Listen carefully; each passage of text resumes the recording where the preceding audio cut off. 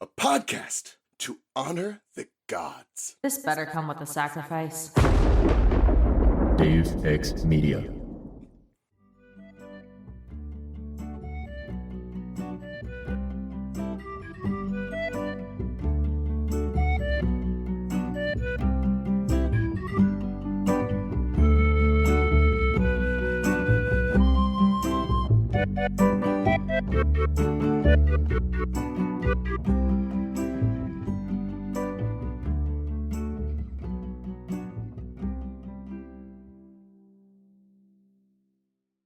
Not all powers are spectacular. Hestia looked at me. Sometimes the hardest power to master is the power of yielding. Do you believe me? Uh-huh, I said. Anything to keep her from messing with her flame powers again. The goddess smiled. You are a good hero, Percy Jackson. Not too proud. I like that. But you have much to learn. When Dionysus was made a god, I gave up my throne for him. It was the only way to avoid a civil war among the gods. It unbalanced the council, I remembered. Suddenly there were 7 guys and 5 girls. Hestia shrugged. It was the best solution, not a perfect one. Now I tend the fire. I fade slowly into the background. No one will ever write epic poems about the deeds of Hestia. Most demigods don't even stop to talk to me, but that is no matter. I keep the peace. I yield when necessary. Can you do this? I don't know what you mean. She studied me. Perhaps not yet, but soon. Welcome to Of the Old Scars, where we discuss Rick Riordan's role as our godly parent. Hi, I'm Raye from Cabin 12. And I'm Charlie from Cabin 13. And I'm Elliot from Cabin 3. Hi, Elliot. Hey. Nice to have you. Hi. Hey! No friend! So do you want to introduce yourself to our listeners and say a little bit about how you got into Percy Jackson? Yeah. So, my name's Elliot, and my pronouns are any pronouns. I don't particularly care. Fuck yeah. Yeah. Gender has always been a thing. That is for the me. mood on this podcast. What is this gender you speak of? I'm just me, I guess. I don't really care about gender. It's not my thing. Fuck. Social norms, am I right? So I got into Percy Jackson when I was maybe like 10 or something, because I got the movie at McDonald's. Like, it was the free DVD that you could get when you bought this Happy Meal or whatever. What the That's hell? amazing. So I got it, and I didn't watch it for like 6 months before actually getting to watch it. So I think I was bored one day and I watched the film, and I already knew about Greek mythology because I go to Greece very often. So then I was like, Go to Greece very often? That's fine. It's pretty close to France. Well, it's in Europe, so you can go into a lot of different countries easily. So that's fun. I'm just saying it's a flex. European privilege. Exactly. The Parthenon is really fun. There's this hill right next to the Acropolis where you can see the whole Acropolis at night and the whole city that's lit up. It's really, really pretty. I recommend it. I don't know the name of the hill though. But yeah, so I started watching Percy Jackson. I was like, oh my god, it's so cool, all this shit going on. But I was, 10, so I didn't really understand the whole plot. And I think I asked my parents what the whole thing was. And they said, oh yeah, it's based on books or something. And I said, I want the books right now. So And you realized the books were better? Oh yeah, definitely. Yes. As we all do. Yeah, because I'd started with Harry Potter. Same thing. I watched the film first in class, and I was like, that's so cool, I want to read the books. And I just finished Harry Potter, so I needed my new obsession, and it was Percy Jackson. You needed a new protagonist with black hair and green eyes. Exactly. And with a less problematic author. Yeah, just a little bit. Just my goodness. Fun stuff. Fun stuff. Twitter. We love Percy. Oh, yeah. I wish we got whole DVDs and Happy Meals. It was only ever shitty plastic. Like, what the fuck, though? That's you so didn't cool. have that. No, not Is at this all. just a France thing, specifically? I don't think we have it anymore, but for a while, like, I don't remember if I got it in the UK or in France, but for a few years you'd get DVDs and stuff. Like, I got Night at the Museum 3, also, no, 2, also in... What the hell? In the Happy Meal thing. This was just like a 2010s thing, I guess, maybe? Yeah, And then they just stopped doing it? Yeah, and then you get God. Pet Shop and stuff like that also. Wow. Yeah. Or France gives you that quality shit. I'm gonna go French to France so I can McDonald's. get some DVDs on my Happy Meal. It would be cheaper for you to buy a DVD. Nah, I don't think All so. right. I'm gonna tell you guys what we read today. Yeah. Did this chapter title like meet your expectations? Is this correct? Okay. Like, could cookies get scorched? That certainly did happen. It was very side to the rest of the things that were going on. That is not the important part of the chapter. So, technically sure? accurate, but I do have criticisms required in it, sir. But it sounds vaguely sexual. What? Oh my god! Am I the only one who got it? Like, for me, Oh, I I read didn't the think chapter about that. title. Did not occur to me, but now that you say it, I'm like, yeah, I see it. I had to think about it for a second, and I don't. Yeah. But when I read it, I was like, what kind of sexual innuendo is this? I mean, there's like, a flame imagery in sexual things, and then getting scorched, that's a lot. No. Man. To me, it's the cookies. It's Yeah. Yeah, that too. It's not the milkshake, it's the cookies. God. Okay. My cookies bring all the boys to the yard. Yeah, if it's Scorched, she must have been rubbing it quite Oh hard. my god. Okay. That's okay. what I'm saying. That's what I'm saying. That's a All lot. right. In this chapter, Percy and Nico meet May Castellan, who is a little confused, but she got the spirit as in the one who's making her eyes glow and stuff. They find out that Luke came by and asked for her blessing, which is important for some reason.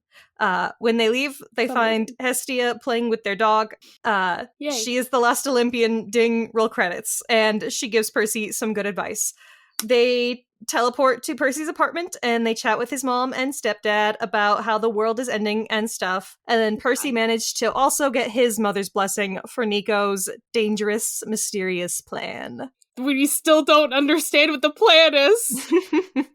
I really wonder, like, if you did know the original mythology, you probably could have figured this out by now. Yeah. Yeah, I was do gonna say, wonder how here- frequently that happens, though. Yeah, I think yeah, this you is can the guess it. chapter where you could get the clues, especially yes. because they do Definitely. like state almost Well, what's gonna happen. May Castellan basically says it, what's gonna happen. The Yeah. plan. I mean, we don't know where or No. what else will become of Percy after this. Mm-hmm. Right. As a young person who didn't know the mythology, I was just along for the ride. The first time I read this, I was like, okay. You're like, whatever. There's some cookies. They're getting scorched. I can't believe you just said coochie. Listen, Now, it was that's a a Freudian slip if I ever heard one. It was me and how badly I am at speaking things, okay? I hate you. My god. I hate you so damn much. Okay. You guys want to talk about some mythology, though? We don't know what's happening with Percy, per se, but... per se. Haha. Yeah, I got it. I liked it. It's good. I took a lot of notes. Oh my goodness, you take notes? damn. Guess what, Elliot? Holy I don't take notes. Elliot, I think that might be longer than the chapter. It is. It is, in fact, longer than the chapter. The chapter is very dense. It so- is. Okay, like, I don't have that much time today, but I was like, god damn, this is the one chapter where I'm like, I could talk about this for like 3 hours. Like, there are so many things happening here. So many. All right, let's go through the myths real quick, man. Let's do it. So, in case you missed it, so we're gonna talk about Hestia. Obviously, it's Love my girl. I love her. So her name means hearth or fireside. Good. Or possibly like altar, fireplace. Like there's so many different things going on here. Yeah. Oh, there's just like a lot going on with the etymology here, actually, where it's like some of it stems from burn, and some of it is like to pass the night or to stay. Just she's just all the homey feelings, all the feelings of like sanctuary and just like chilling out with your friends, roast marshmallows at a sleepover. Okay, that's who she is. She's chill. She's the goddess of domestic and civic hearth, the home, sacred and sacrificial fire, virginity, family, the state, yada yada yada yada yada. She is the oldest child of Kronos and Raye. I thought that was Hades. No, she's the oldest one. Hades is the oldest of the male gods. Except for if you go by reverse birth order, which is how Zeus thinks of it, because we he's don't like, talk about this. Y'all were all swallowed, and so you were actually born when he spit you up. And so according to that birth order, she's the youngest. But yeah, so like there is this like a thing in mythology where sometimes you'll go by that birth order or the other birth order. So she's technically both the oldest and the youngest by that. But technically they're still alive in his stomach. Right, so it doesn't make any sense, but Zeus says that gives him the most power, so that's his way to do it. Anyway, fuck Zeus. Yeah, truly last children. Okay, this is interesting. I didn't know that it says her abode. It's either Mount Olympus or Delphi? I thought that was Apollo and the spirit of Delphi. The oracle, yeah. Yeah, the oracle. I actually talked about it with Alice for the last episode, for the last recording, because she didn't know about it, what the spirit of Delphi was. Oh, interesting. But it is weird that Hestia comes in the chapter about... Wait, is this... Can we spoil? Or we shouldn't spoil? We do not on this. Okay. We try to be like, ooh, things are happening here. Well, Charlie does that more, and I'm like, bro, shut up. You're gonna ruin it. Okay. I just want to draw attention to things so that people can, like, think about it for a second. Well, it's very fitting. It's all I'm gonna say. It certainly is. And then her animal is the pig. We love that for her. The pig? Just cute little piggies. Very homey, I guess. I don't get little pig piggies. vibes. I think about Wilbur. Well, I'm thinking of just a pig. You got a big fat pig. Maybe Who's you want to think Wilbur? of like bacon and like the morning and like, you know, the vibes. Charlie, it's occurring to me just now that maybe Charlotte's Web is a very American reference. Oh yeah, it definitely is. You're absolutely right. Wilbur the pig is from a classic Charlotte's Web. Yeah. I read it as a child. I completely forgot about Wilbur the pig. I just remember the death of the spider. That was very... It is deeply upsetting. It's true. Yeah. Listen, Elliot listened to like a few of like the earliest episodes of OTAG and was like, yeah, I don't understand the American things. And I'm there's okay, if we're talking about this, there's some stuff I have no idea what the fuck it is. What is Kool-Aid? It's just juice. Bro, it's not real juice. It is a flavored powder that you mix with sugar and water. But like it's a juice drink-ish. It's sugar. Okay. It's just severely sugary. Okay, because May Castellan gives them that. And this means you don't know about the Kool-Aid Man. What? God damn it. Who's the Kool-Aid Man? I need you to look up the Kool-Aid Man. Is there a video that we could find to explain to Elliot about the Kool-Aid Man? Oh, what the? Wait, I vaguely remember this from Family Guy or something. Yes, he's a cultural icon because he does just burst through walls and shout, "Oh yeah!" And it's a whole thing. He looks like a pedophile. It's very memeified. God. He looks weirdly creepy. Yes, he is so creepy. That's the thing. I get the thing about him is that he's deeply fucked up. And you're like, is the Kool-Aid his blood? I don't know. Is he just a jar? Like, what's happening here? Okay. Yeah, I don't know. I had no idea what Kool-Aid was. I thought it was like aid help someone, so she was giving them bandages or something. I was like, no, it's more like lemonade, like that kind of thing. Okay, I get it. And also, what's the obsession with beanbags? I had to look up what beanbag animals were. Dang. Yeah. Huh. Beanie Babies were also like Beanie Babies. Yeah, that's a brand, which I think is what's being referenced here. But my beanbag babies are like scattered throughout my room. Yeah, they're wonderful little guys that you would have seen everywhere growing up in America in like the 90s and 2000s. I think I have a scorpion. Oh, are they the? Wait, please. I don't like real scorpions, but I think a beanbag, like Beanie Baby scorpion would be... It's a little guy. It's so cute! Oh, so it's a plushie. Yeah, they're just little plushies, but like little tiny ones. I want all the ones that May has, just so you know. They're not like, they're Beanie Babies because they do have little beans in them and not just fluff. I don't know if you can hear that. Oh, okay, I get it. The audio. Just smacks the mic with a scorpion tail. Oh, that's gonna be fun to edit.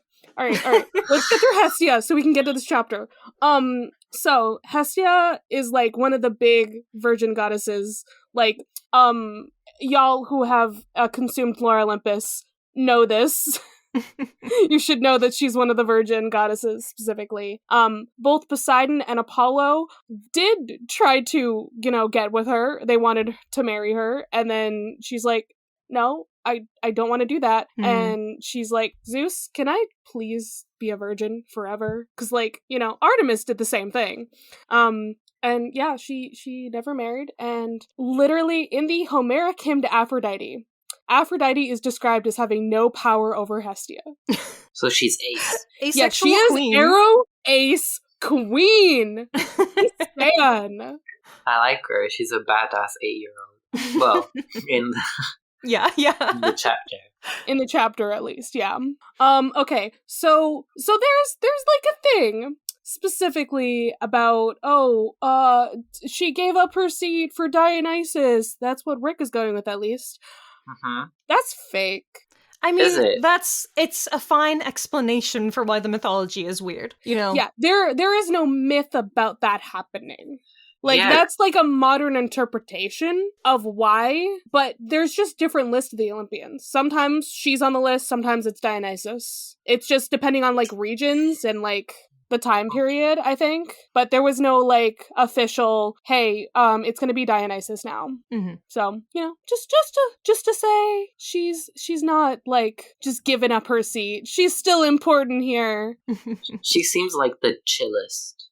She is. She has very few myths about her. Which means that we don't hear about her doing horrible things. Yes, we don't. But I think that's also partially because of, her cultural stuff going on. Is, she's one of the most important gods, actually. She's the goddess of, the home. She's going to be tending the fire and protecting you. And she gets the first sacrifices. So she's, she's not going to be all up in the myths, going and doing shit all the time. Goddess of domestic affairs. Literally, she is mom. She is mommy. Oh my god. She's the heart of the home. She the center of the love, and I don't know. It's pretty powerful, and she shows it in the chapter. I love the way that Rick writes her and uses her in this. Very, very good job at capturing those feelings. Yeah. And so, okay, the pig is her sacrificial animal. It's the domestic pig, specifically. Right. I guess. It makes sense because if you consider, people would have kept pigs. Your average person probably would have had, swine, in and around the house as, keeping for food, but they're also, an animal that you probably love. They're very smart. They're very, kind of a member of the family, but also you're going to eat them someday. Yeah. I believe also sometimes donkeys are associated with her, too. Just, for, similar reasons. They're an animal that would have been kept very close to home. Yeah. Some farm animal stuff going on here. And she's usually got, a cloak and a staff, stuff like that. But she's not usually, depicted very often. Because she doesn't... She's worshipped, but she's not going out and doing temple stuff. For her herself? I believe she did. I'm looking at worship. Shrines, temples, blah blah blah blah blah blah blah blah blah. Every private and public hearth is a sanctuary of her. Interesting. So like that's what I mean. Like she's so culturally important to them that like she gets. I think she gets one of like the first offerings whenever you offer something to the gods. Similarly to like Prometheus as well. This makes so much sense to me because she's a goddess of safety. The rest of the gods can fuck your shit up. You're afraid of them. You're not afraid of Hestia. And so you don't feel the need to like beg for, you know, her not to mess with you. You're just like, exactly. Yeah, she's just a chill lady who lives in your house. I think at all points in time I'd be like, yeah, Hestia, please pray to Hestia. And of course her Roman equivalent is Vesta, who had some stuff going on with the Vestal Virgins. I don't know exactly what all that entails, but I know that's a thing. And I'm not going into it because this is Greek shit. Okay, we are moving on to Aegeus. So, Aegeus? Oh, Aegeus. the king of Athens. So, is literally mentioned at the end of the story. Theseus's dad. Although, maybe his stepdad, because technically Theseus is like also a son of Poseidon. Yeah, sometimes he has two dads. It's weird. Yeah. I did not like that we were invoking this particular story. That's bad vibes and omens. I'm sorry, what the fuck is Nico's problem? Just going, oh yeah, no, he died, he committed suicide. Shut the fuck up. You're all about to die. He's not wrong, though, is the thing. If you know the patterns of these books. That's literally what happened. So you wanna say that? Like, literally, he sends Theseus is like, I'm gonna go off and I'm gonna like go with the sacrifices to Crete to try to stop all this and defeat the Minotaur. And then his dad's like, okay, so if you come back home and you're alive, make sure the sails are white. But we're going with them being black as you're leaving, okay? Because it's sad. And you gotta change the sails. Remember to change the sails if you come back. He forgot to change the fucking sails, so he thought that his son was dead. Like a dumbass. And he threw himself off a cliff, and that's why we have the Aegean Sea. Yeah. Theseus has ADHD, and that's... we may not want to claim him, but that's some shit I would do. Yeah, he's not necessarily a good person. No. You want me to tell you how much I hate Theseus? Because I hate We Theseus. do not have time. Really? Wait. No, I want to know. I hate Theseus. I don't like he's Jason a little shit. or He left a woman on an island. Oh yeah, because of Dionysus. More importantly, he kidnapped an 8-year-old. Yeah, fucked up. He kidnapped 8-year-old Helen and was going to marry her when she got old enough. It's a tale not as many people know, but that's how you... That's what Athens was like, we're gonna make our great guy Theseus, and then we're gonna pull him into the Homer stuff, to be like, hey, he's cool, he's been here all along. So he kidnapped someone. But actually, that's not cool. Yeah, that is not cool. But none of the heroes are cool. I don't know. Absolutely. I don't really like Odysseus either, because he keeps cheating on his wife, and he's like, I hope she's faithful. Yeah, for and real. She is. And then Jason and all of his bullshit with Medea and all of that. That's Medea's my girl. She's my phone case. You want to see my phone case? She's my phone case. She's unhinged when I like it. I love her. Okay, let's talk about this goddamn chapter, guys. We gotta get into it. So Percy, it's like, I don't recommend shadow travel if you're scared of the dark. Cold shivers up your spine. Strange noises, and going so fast, you feel like your face is peeling off. He loved it. I love that for him. Like, it's beautiful. a little subversion of expectations. Wonderful. Thanks, Percy. It's a roller coaster in the dark. Yeah, I was gonna say the same thing. It feels like a roller coaster. Yeah, that's what it is. It's just a spooky, scary roller coaster. Yes, literally. It is Space Mountain, but with less ricketiness. It's a Disney World thing. Don't worry about it. Okay. Disney World, Disneyland. Every time we see confusion on Elliot's face, we're just like, American stuff. I'm sorry. There's a Disneyland in Paris. Yeah, there is. There is no... What is it? Death Mountain? A Space Space Mountain. Mountain. It's an Space indoor Mountain. roller coaster. Okay. Yeah, Yeah. I'm not sure. I went to Disneyland once in Paris. Yeah, I've heard it's one of the not as great ones of all the Disneys. Oh no. I can imagine. I think I want to say it's like Shanghai's the worst, and then Paris. Of Yeah. the ones that I've heard about. I I love that wouldn't this be is information you have. My mother's a travel agent, and also yes. I follow a lot of Disney people. Okay. So we're in Connecticut, which I know Elliot knows so much about Connecticut. Yeah. I literally texted Charlie, like, is Connecticut important? What's the signification of Connecticut? Is it important to the It story? means that Luke grew up as a rich kid. Yeah, That I is didn't the know that. vibes that we're going with. Yeah. Well, if he has a big garden and all of that. Yeah. Yeah, like, I would live in this house, but, like, also, I would. poor May. I don't know if I'd want to grow up with her. We'll talk about it. Yeah. Yeah. I have thoughts and opinions. So many. Yeah, me I too. don't know that we Especially- can have as nuanced of a discussion about mental health as I want to because I have a lot of feelings. Yeah, me too. I even tried to find like different diagnoses that she could have and all of that. But yeah, I feel as though it's quite some of the stuff Percy is thinking is a bit iffy. Yes, exactly. There's a lot going on. Okay. Uh-huh.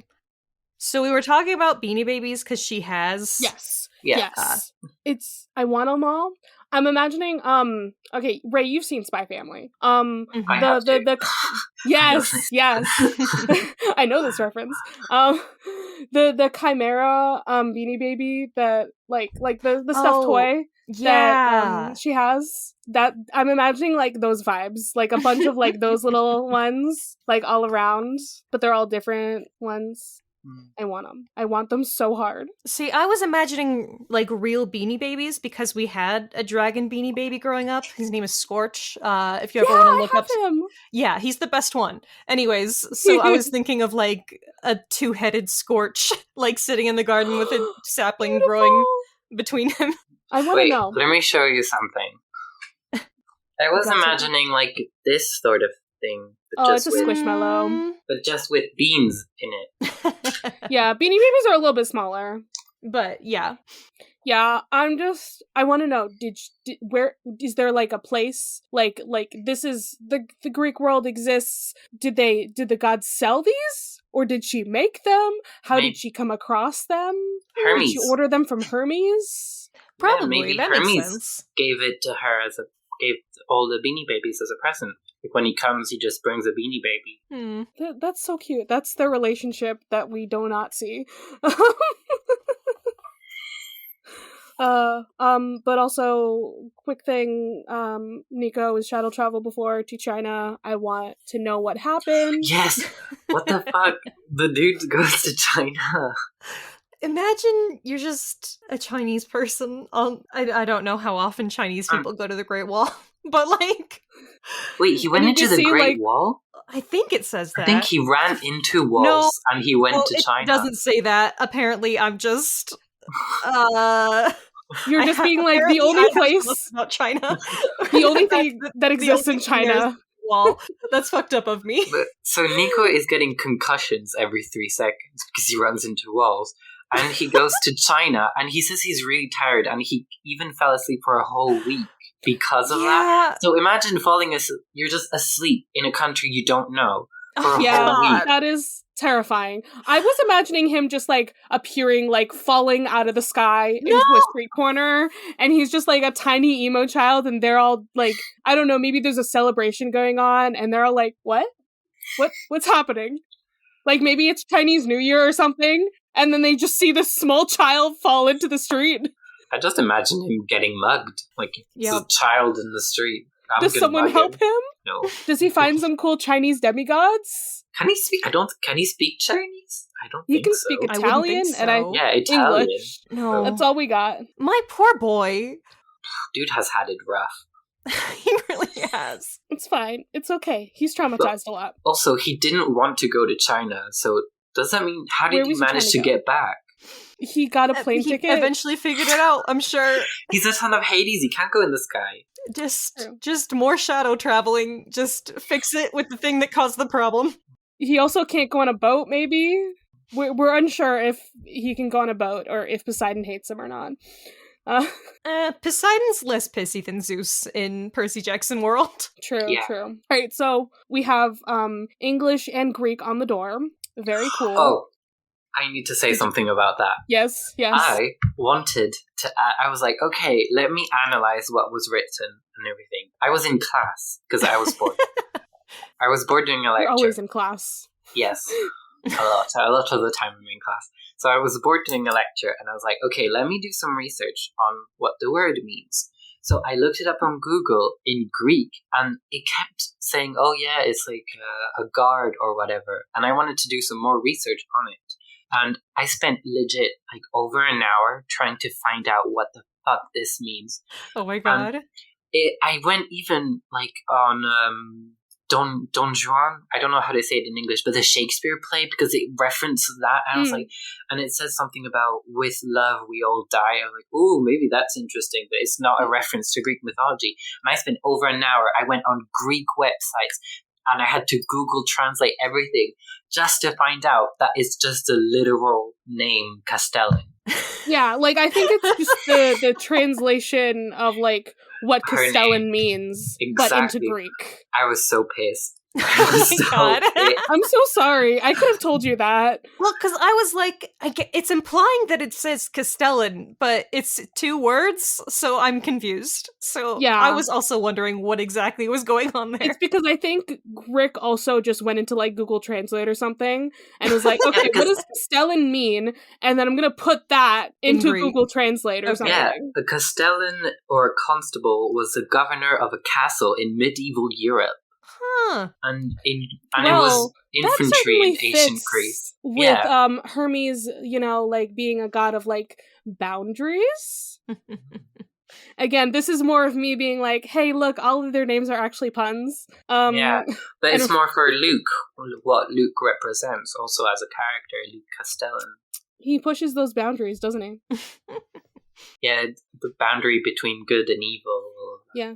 Also, he lives in a castle. Like, his house is a gigantic house with a bunch of stuff. All right. So, here's May. Yeah. We see her. She looks like she enjoyed sticking her fingers into electrical sockets. What the fuck is, like, I'm sorry. What? She doesn't take care of her hair, and she makes burned cookies. That's it. That's what's happening here. It's a flavorful way of saying she looks fucking crazy. So exactly. Thanks, Rick. She looked like she liked to put her fingers in electrical sockets. That's saying someone's insane or just really fucking stupid. What kind of person thinks like that? I feel like I would have said maybe she had Einstein hair. Like that's what I'm imagining here is like, like white hair that's just sticking out a little bit. Yeah, we were talking about it actually when we were recording last night with Alice. Percy, when he's 12, he congratulates Grover after he beat Medusa by saying he was like the Red Baron, and World War I aviator who was known to kill a lot of people before, for the Germans, by the way, before getting shut down. Who knows that as a reference when you're 12? I know it because I watched Scooby-Doo. Apparently the sort of people who are super into mythology, I guess. But also, I feel like Rick is a World War II nut, and when you're a nut about something, you assume that everyone understands your references, even when they don't. Rick is a Civil War nut. We know this. He gets into the World War stuff because, like, I don't know why. Because he's like, well, it wasn't America before, so let's pull something from somewhere else, I guess. But no, his stuff is Civil War. American Civil War. Yeah, when you read very later much books. So true. That's what I like to say. Rick has a boner for the Civil War. Sure. Okay, so yeah, she apparently looks like she's nuts. Fun. And there's something going on with her eyes. We're not sure, but she looks like she's blind. But actually, we find out later that she can see through the mist. Yes. Interesting. Very interesting. But also, she thinks that both Nico and Percy are Luke, and she's talking to both of them about Luke. She's not clearly fully having present. issues with attention. Yeah. Psychosis. Yeah. Attention, memory, recognition.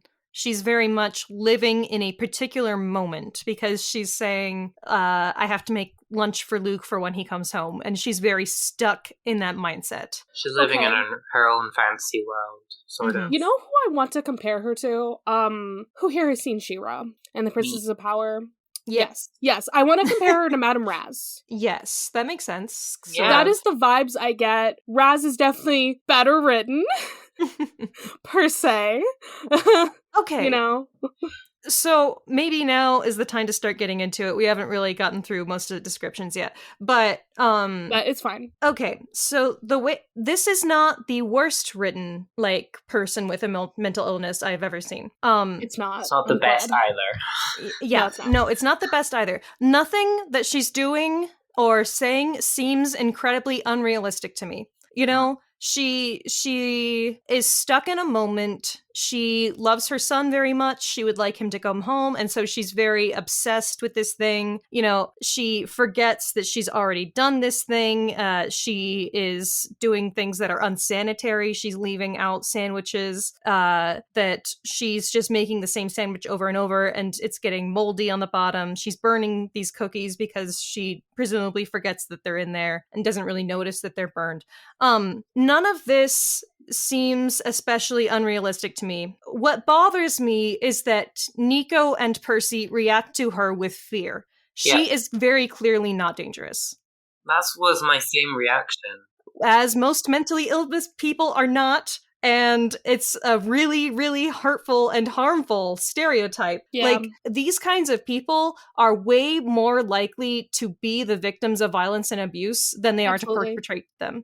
Yeah, I have family members who are schizophrenic, and they're harmless, even though they sometimes act like how May Castellan was acting, and I feel as though her portrayal is supposed to be like, ooh, spooky. She can blow up at any moment and all of that. And the most harmful thing she's doing is burning things in the oven. True. Yeah, exactly. You could burn down her house, and I think that might be the worst she could do. I think that she needs a caretaker to help her, like, what the hell is she doing clean. alone? Yeah. Yeah. It's not good. And I'm not saying that because I'm not saying that I think that Luke has a responsibility to be that caretaker. He was a child. That was not his responsibility when he ran away from home. He needed another parent to help take care of her. We don't know currently how long this was going on, if this was his entire childhood, or if this suddenly happened one day yet. What's going on here?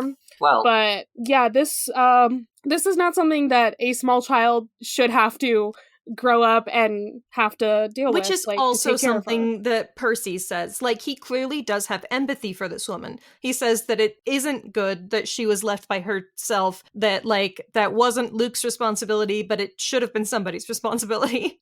Yeah.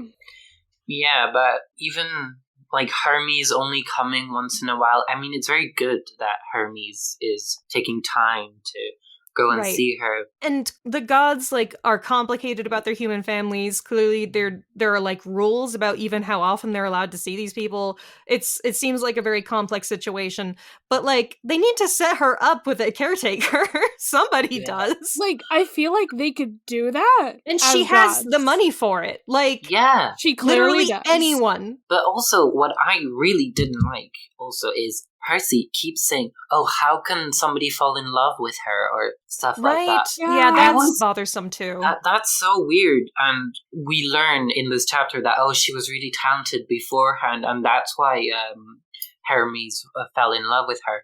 But people can fall in love with people with mental illness. It's not because you have a specific mental illness that you can't be loved. I feel as though, that was very iffy. The people with psychosis and delusions and schizophrenia, they are just as deserving of love as literally anyone else on the planet. Yeah, and maybe Percy's, like, too focused on his biases there. He can't recognize she's a MILF. God. Charlie, are you sure? Are you sure about this one? We don't know. We don't know. Oh. We only know what Percy's telling us. We don't know if, like, she actually looks hot. Okay, I'm just saying. Is Percy attracted to MILFs? No, but Charlie is, so... Exactly. That's the important You Because just I know want Percy's Percy to attracted tell to you if she's dilfs. hot or not. And I I'm don't know also that that's my trying to priority in lighten this situation. the mood here and say that, like, maybe Hermes was attracted to her because she's actually hot. Yeah, Very well, possible, very possible. she was said to be really talented and fuck, I can't spoil. But yeah, she seemed to be really good at what she did and seeing through, being very perspective, seeing through shit and stuff. Yeah. I'm just saying, Percy's an unreliable narrator. We can't believe everything he says. Oh, definitely. If they're It's evil, too bad then that they're Percy ugly. doesn't always mention immediately whether or not someone's hot. Sorry, He Charlie. usually does. He usually does. But not when he thinks the person is, like, out of their mind. So, The only hot evil person is Luke for Percy. well, he said he was hot before he was evil. So, True. you know. But hey, more things going on here. So there's lots of mirrors and candles everywhere. That's a little weird and creepy. Like I'm just imagining like seeing yourself like all over the place. Yeah. I don't want to see myself all over the place. And like, What's going on Maybe there? she's a narcissist? have you guys ever done the thing with, well, it makes me think of, if you take a candle into a dark room and you look into the mirror, Ooh. eventually your face will start to warp and look demonic because your brain starts filling in like the information that you are not completely seeing. So like if you stare at your face in candlelight for long enough, like you will see like demon. Yeah, when you started to Damn. say, have you done the thing? I thought you were going to say, have you done it in front of a mirror or something? Oh no. Yes. Have you fucked in front of a mirror? Yeah. God. Personally, not my thing, but yeah. I haven't tried that. We'll see if it is a turn on. I don't think it will be. God. Okay. Do you think Hermes likes it? Maybe that's... Oh, well, he's a god. They're all narcissistic a little bit.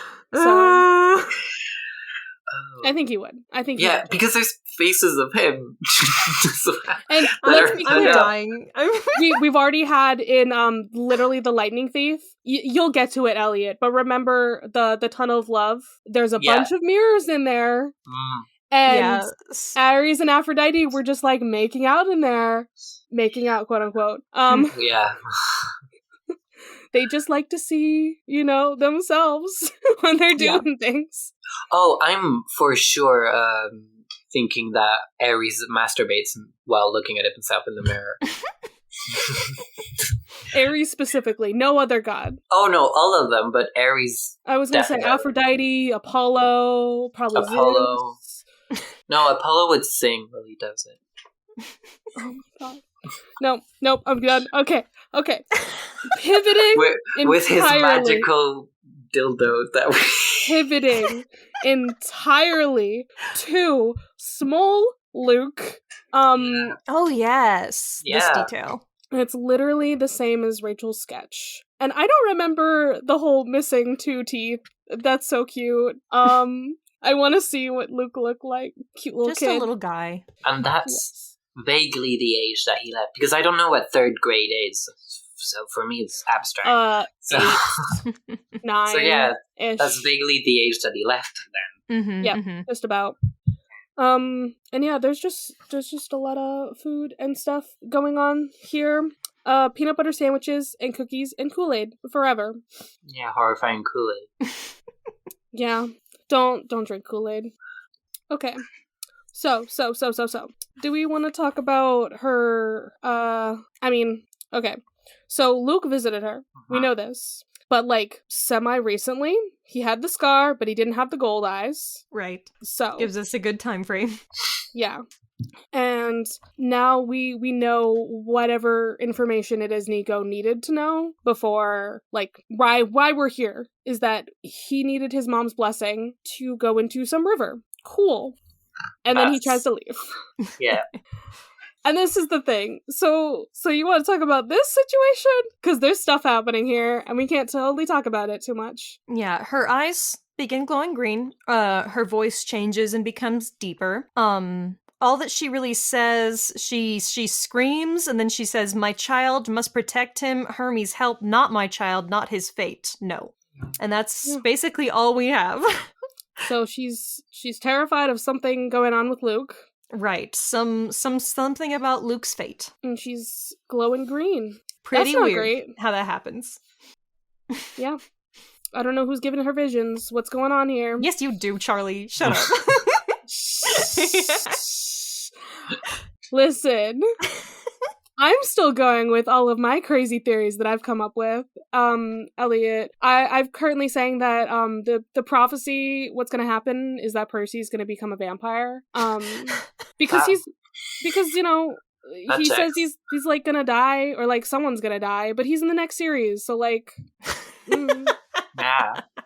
You know, I'm convinced, Alice, that Sally's dead, so. Good. I mean, that's what you're supposed to think. Yeah. But yeah, vampire seems pretty cool. But also, Alice already figured out Luke, like, immediately. That's hilarious. I'm so impressed. She's too smart. It's very annoying. I love it. He is, like, so friendly it's suspicious in book 1. But he's also, the clues are very much there. Alice managed to get them very, very quickly. That's awesome. She was like, there was only 3 named characters at the Olympus summit. It can't be Clarice because she's the obvious choice. It can't be Annabeth. So it has to be Luke. And she was like, also Luke hates his dad and blah, blah, blah. And I was just thinking, fuck.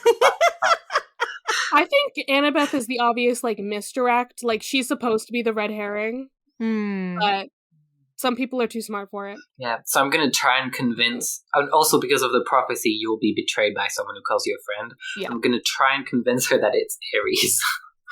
I don't know how that will go. That's what Percy thinks at first. All right. So, but yeah, Percy vampire, that's fun. Is it going to be a What We Do in the Shadows vampire or a Twilight vampire? Oh no, What We Do in the Shadows. Fully. Absolutely. He's going to be like, yeah. What will be his special skill? Does he not have enough special skills?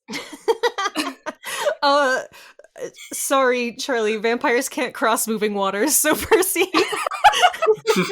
Okay, well, that's his special skill. He's the only vampire that can cross moving water because of Poseidon shit. He just, like, everything that's going on with water, he's not affected by holy water either. Because he's like, I'm not even Christian, so... Have you guys ever seen Netflix Castlevania? Yeah. I think I watched, like, 5 minutes of it, and then I was like, that's a lot of gore. Yeah. It's, like, goofy enough that I can deal with it. I can't watch realistic gore at all, but, like an old, like, 80s horror movie I can normally deal with. So, I have the opposite problem. I can watch real gore. Animation gore is, like, so wrong to me. Interesting. It looks so bad. I can watch any type not of gore. Bad. It just, the way things move, it's gross. It's yucky to me. I hate horror, so I can watch any type of gore. But horror, I don't like. Yeah, I have anxiety. I don't want to watch horror. Interesting. I can't do horror and I can't do gore. Anyways, there's a scene in season 2 of Castlevania where they just have an argument about, like, all the vampires are just standing around and they're like, can we cross running water? And one of the guys like, I'm a Viking. I sail boats. Yeah, and then and they're like, I feel like I would know if running water would kill me. And they're like, do you feel like poison would kill you? It's like the funniest fucking scene I've ever in anything. Great. That's beautiful. Anyways, it has nothing to do with Percy Jackson though, so. But also, Raye, you listen to horror podcasts and you say you can't do horror. Okay. Well, I listen to true crime podcasts. Does that mean I go commit murder? I don't know. I don't know your life, Elliot. Anyways, one podcast is different. 2, one time I was listening to a horror podcast during work, and it was so scary that I, like, started panicking a little bit, and I was like, I can never do this again. Mistakes were made on that day. I'm so sorry. All right, we're getting it. So she comes back, and then they're like, well, we have to leave. I'm sorry. And, okay, Percy is like, yeah, I'll be safe, Mom. It's okay. Like, that I like. That's really cute. That was cute. That she's like, promise me you'll be safe, and he calls her mom. Because it still shows that she deeply loves her child. She does. Absolutely. Yeah. She loves him so much. She's making sandwiches for him every day. Yeah. I feel like in the story that's played as very sad, and it is very sad that, you know, she loves her son so much and he has sort of abandoned her. Yes. But it's also just another thing about mental health. If you have relatives with memory loss or dementia, there is no use in trying to, like, quote unquote, return them to reality or whatever. You don't need to remind them that people are dead. You don't need to, like, it is better to keep that kind of person happy in the world that they're living in. So, quick note, what Percy did here is correct. Not the stuff before. Yes. Don't be like Don't Nico. run in fear. Nico was taking his sword out. Don't do that. Yeah, no. Nico, please, boy. Nico, listen. If you want good mental health things, read Sun and the Star. But like also that it's very far after things in this book. The good thing about Rick Riordan is that he does take the time to educate himself and improve. So yes, unlike some and other I know author. Mark Oshiro was like very like influential on the mental health stuff going on in Sun and the Star. So we love this. It keeps running through my brain as we've been reading this, like I'm just seeing like a slight mythological connection with like the sandwiches and like the food like out like that she keeps making every day. It's giving Gilgamesh. Raye, we read Gilgamesh when he wants to be immortal, and they're going to like bake bread or something every day. And they're like, you have to stay awake for this many days, and he falls asleep immediately. So this lady bakes a bread for every day that he's been asleep to show him how time has passed. Okay. And like, bread as the passage of time. Yeah, I don't know. It's just giving like that to me, like that's how long Luke's been gone. It shows the passage of time in a good way. I see what you're saying. Also, what I found interesting is that the Beanie Babies seem to be some sort of, I don't know, I don't really understand what Rick was wanting to do with that, because firstly, we forgot to say, Luke left his mum because he thought that it would stop the monsters. Oh, yes. That is very sad that's also. Very sad. That he left to protect her. Yeah, and she says that even though he's not here, they stay in the garden. And as Percy is leaving, he says that the Beanie Babies seem to be smiling. And I don't know, is it some sort of protection charm that were put on them? I'm sort of thinking maybe, but it also might be another delusion. Okay, so here's what I'm sort of imagining. That, like, during, like, this time period, like the 90s and 2000s or whatever, like, there was a huge craze over Beanie Babies, and, like, people would collect them. They were, like, almost high commodity items, like certain ones, that sort of thing. So she's someone with this, like, special interest. She has a large collection of them. Her mental state starts deteriorating, and then Luke leaves. And so her collection, she puts them outside because she starts to think of them as being like real monsters, and like there's still something that she's fond of, but like, oh, you don't belong in the house, go outside. And so she puts all of these things that are not supposed to be outside, that's why they're deteriorating out there, but she puts them all like out in the garden. And so it kind of makes sense to me that someone would just do that sort of thing, because that's just like how they're progressing and it's how they're thinking about the thing. But I also feel like it does, like you were saying, what if they were gifts from Hermes? That would be something that I could very easily see as like something that would become a protective charm just because you believe that it is. Yeah, absolutely. I really like your interpretation of how she said the monsters. I never thought that she would see the monsters as in the beanies. I thought she meant monsters as in real monsters. I mean, yeah. The monsters in the garden, I think, would be the Beanie Babies specifically, but like Luke left to protect her from the actual monsters and stuff. So it must have been a very, very hard decision for a 9-year-old, right? Like, that kind of responsibility of knowing that your very presence is putting someone in danger is horrifying. Yeah. There's a reason why this boy turned into the man that he is, so... Okay, I do not have very much more time. We gotta... Alright. Hestia, she looks like Little House on the Prairie for some reason, because she's a small child with, like... That's a just scarf the vibe. over her head. She's petting Mrs. O'Leary, delightful. She loves dogs. We stan. And Percy's like terrified because small girl petting my giant hellhound. That could be bad. I don't know what's happening here. He has good instincts. Like, yeah. But he thinks she's a monster at first. Right, exactly. Yeah. Innocent little child, like, terrifying potentially.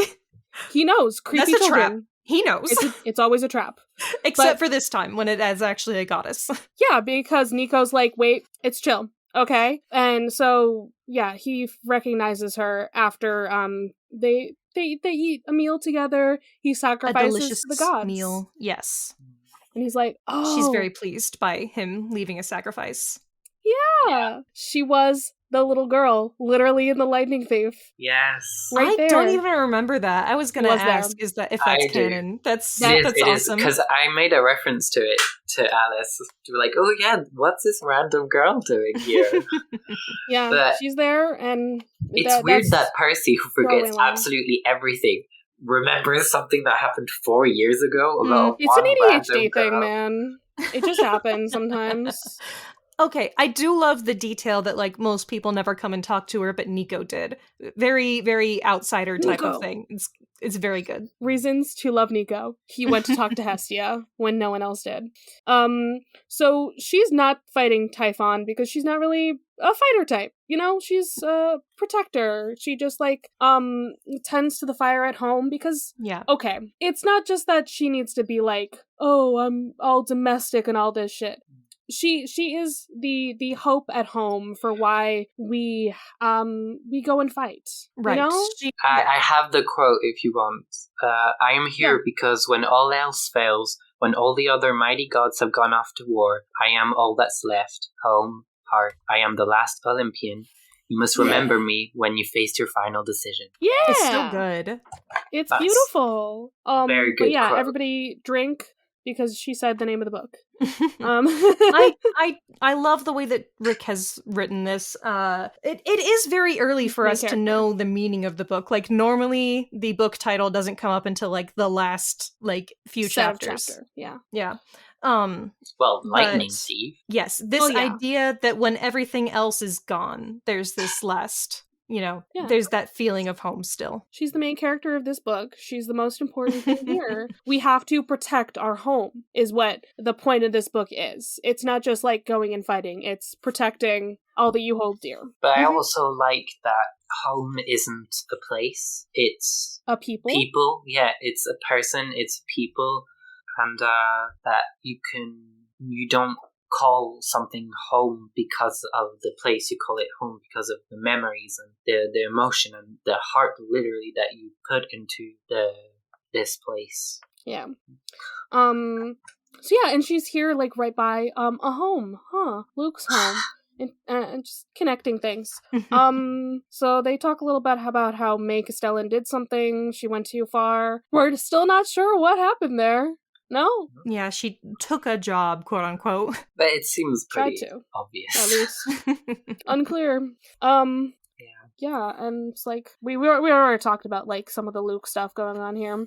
About how but she also asks Percy, did you really want to go down that path of trying to get more power? Just like Luke has. Just like Luke has. Well, and then he's like, supposed to be mirrors of each other a little bit, so it makes sense. Then what happens that I personally find it's really cool and badass is that she's like, oh yeah, you want power. Power, the greatest power is sometimes being lenient, and that's when she explains the whole thing. But she just goes, opens her hand, and then a 10-meter flames just pops out. Totally fine. So funny. She's like, "Shush, child. I am more powerful." Okay, She's a scary that whole lady. scene is so good to me because she says she does that with the fire and she says, "Do you believe me?" And Percy says, "Uh-huh, anything to keep her from messing with her flame powers again." And she's like, "You're a good hero, Percy Jackson. Not too proud. I like that." Yeah, exactly. Like, she may be nice and doesn't want to fight, but she will fuck you up if you mess with her. Yeah. But yes, this idea that the ability to yield, to give up when it's Something necessary, Percy to let needs something learn. go, and how important that is. It's a very interesting theme to introduce in this book. Love it. Very. And because they sacrificed her, she's gonna send them home. Hey! And this is I think I mentioned this scene that the Mrs. O'Leary would be in Percy's apartment. And yeah, she's the size of the apartment. She's just a big black blob. She too big. Yeah. Also, when Mr. Blowfist pets her, Percy says that it's either a SWAT team that's coming or Mrs. O'Leary is wagging her tail because of how loud it is. I love that. I looked up how loud a SWAT team is, and so on average, it's around 110 to 170 decibels if they use stun grenades, which is as loud as a plane lifting off.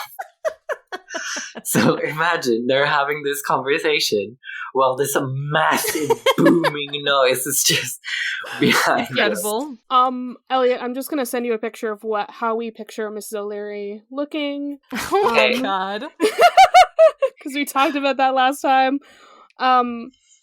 Yeah, she just no legs, no neck, just so cute. Big square dog. Yeah. Just big square dog with a face. That's it. Making Yep. So they have in fact told Paul before about the monsters, and now that he's seeing things like Mrs. O'Leary, he believes it. He's like, okay, you guys because were I didn't know how you got horse prints on my car, but yeah, like the horse prints on the Prius wasn't enough. Yeah. And we're not sure how the invasion will work in New York, like how will people not see what's going on, but there's Mist is pretty good. People think Typhon is a storm. I want to know if he's stepping on people and how that works. Okay. Yeah, what about the people who die? Things happen. Shit happens in Storm, I guess. So Percy has explained Nico's plan to his mom and is asking for her blessing, and she is not happy about this. She thinks that it's too dangerous. Yeah, it probably is. Yeah. Okay. So Percy locks eyes with Paul because he can see that he's not convincing his mom, and Paul is the one who talks to Sally. Okay, this made me go crazy, go insane. Oh no. It's so cute. Because Paul says, "It sounds like Percy is doing something noble. I wish I had that much courage." And the next line is, "I got a lump in my throat. I didn't get compliments like that too much." And when Percy says shit like that, he makes me so sad. He is for real just the smallest little boy who risks his life for the world on at least a yearly basis. And no one ever bothers to tell him that he's brave or say thank you. Paul is everything. Paul is everything. I love him. We stan him. Yeah. Percy deserves a stepdad who supports him, okay? Yeah, he deserves a stepdaddy. He deserves Paul, and Sally deserves the DILF to her MILF. Exactly.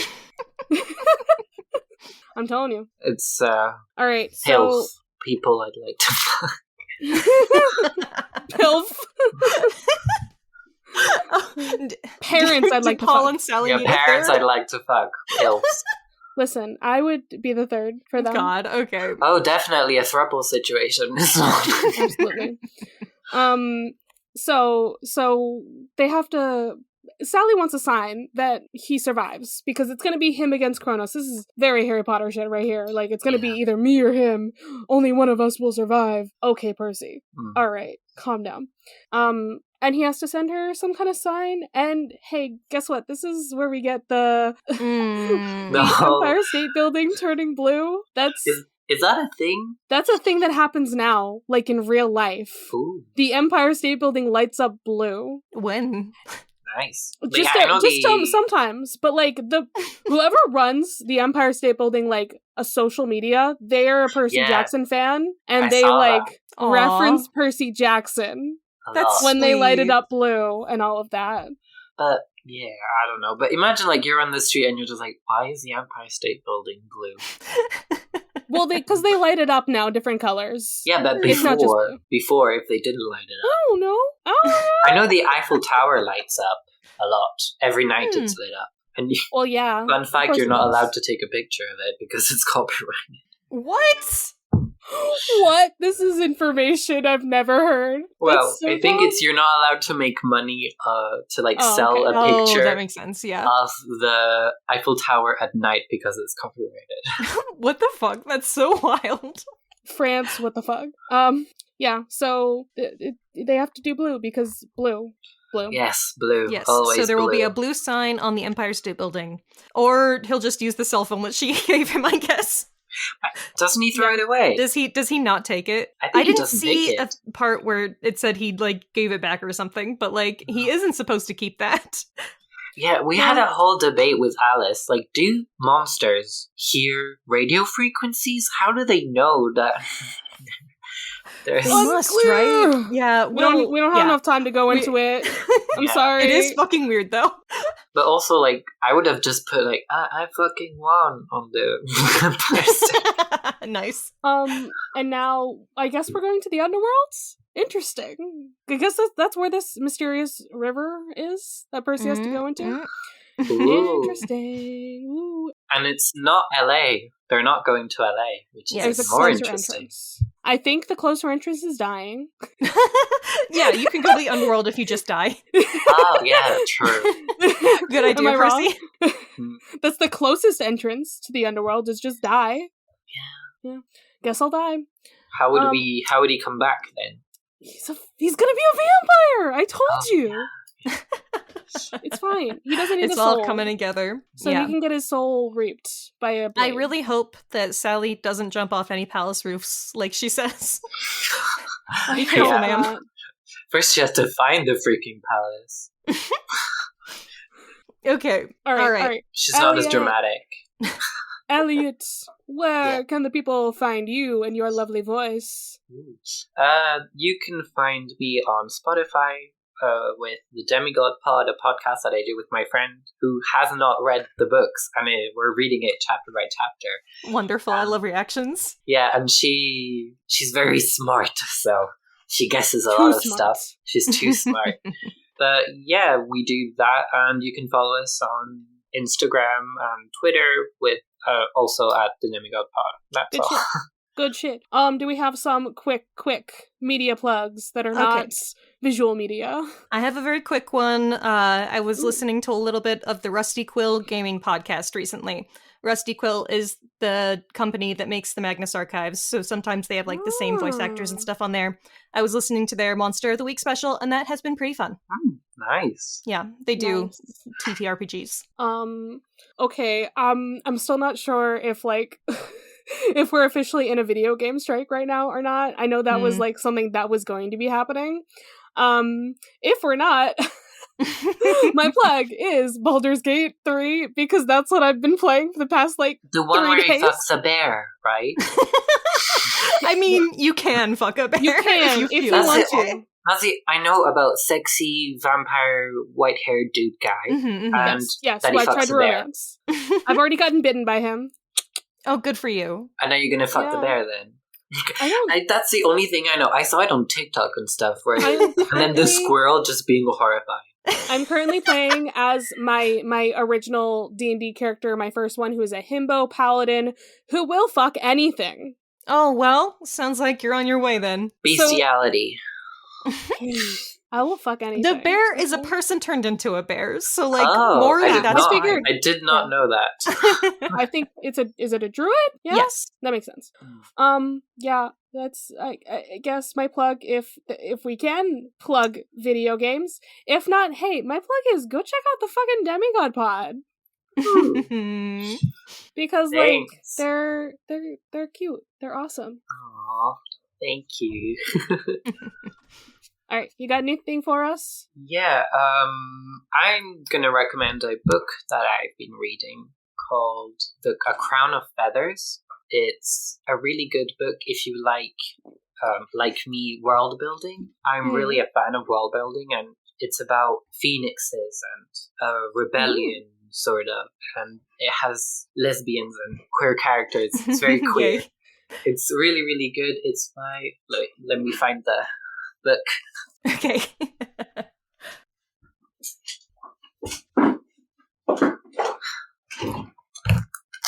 Okay, so it's a book by Paul Preto. I feel like I've seen this cover before. Yeah, Okay. it didn't come out, it came out a while ago, but I just read it and it's really, really good. And I think it's a trilogy, and each book is better than the last one, so wonderful. Good shit. We All love right, lesbians Charlie, and phoenixes. release us from this mortal coil. We'll do. I get out of my fucking cabin. We're going to the underworld. I don't know how we're getting there. Maybe we're shadow traveling. Maybe something else. I don't know. But hey, go see your therapist. I will meet you all down there. Farewell. Bye.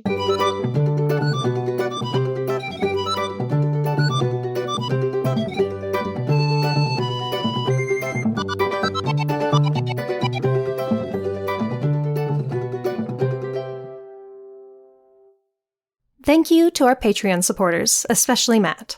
You can follow this podcast socials at Of the Eldest Gods Pod on Instagram and Tumblr, and at Of the Eldest Gods on Twitter. You can send us an iris message through oftheeldestgodspod@gmail.com. If you'd like to support us financially, join us at patreon.com/oftheeldestgods. By becoming a patron, you can join the Deus Ex Media Discord server, where you'll be able to chat with us and other listeners about episodes and anything Percy Jackson related. Our $5 patron tier also gets you access to Against All Odds, our monthly bonus show. There, we'll talk about a wide variety of topics, which usually have something to do with mythology. No promises. You can check out our merch store on Redbubble to find custom designs made by Charlie. Or if you cannot or do not want to support us financially, we'd really appreciate a rating, a review, or letting your friends and followers know how much you love the podcast. That really helps. You can find me, Raye, at HeyHeyRaye, spelled R-A-Y-E, on Twitter. If you want to hear more from me, check out Barbie Movie Slap, a podcast where my co-host Ted and I discuss Barbie's cinematic universe. That podcast Twitter is at Barbie Slaps. And you can follow me, Charlie, at GreenPixie12 on most platforms, but on Twitter I'm at GreenPixie123, which I'm totally not salty about. I also have an art Instagram at GreenPixieDraws. I sometimes do the YouTube thing on my channel, Charlie Mac. That's M-A-C-K. Our music was written by Isabel Strauss-Riggs and recorded and edited by Ian M. Riggs. You can find Izzy at Kane_I, that's I as in the body part, on Instagram and Twitter. She also currently makes video essays on the YouTube channel Kane I. Feel free to message her about making music for your project or editing your podcast. Of the Eldest Gods is proud to be a part of Deus Ex Media, which features great podcasts like The Bits, a Steven Universe podcast celebrating the 10th anniversary of the show, hosted by two jam buds. We are... Not the Crystal Gems. We are The Bits! The Bits, the Bits, the Bits! A Steven Universe review podcast. Celebrating the 10th anniversary of a show that's very near and dear to our hearts. So get ready to cry with us. And try our best not to sing. As we rewatch one of the gayest shows of the 2010s. New episodes coming out to you every Friday. Featuring your favorite host, Charlie. And Robert.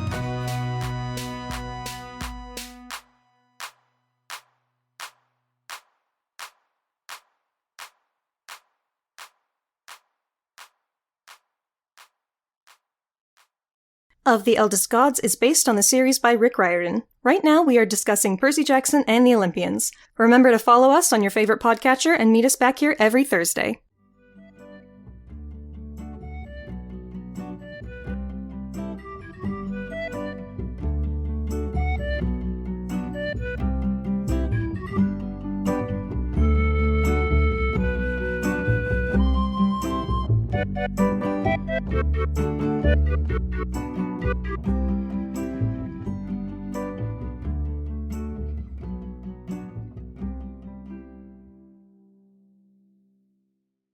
I love making new podcast friends.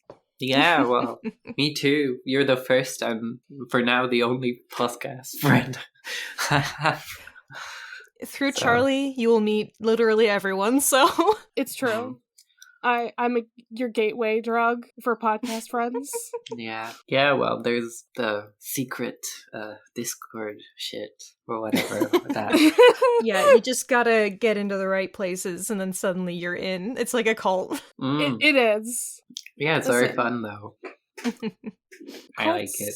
Are fine when they're just friends. I don't like cults. Hanging out. No, Friends hanging out on Discord is a cult, okay? Yeah. Deal with it. Mm-hmm.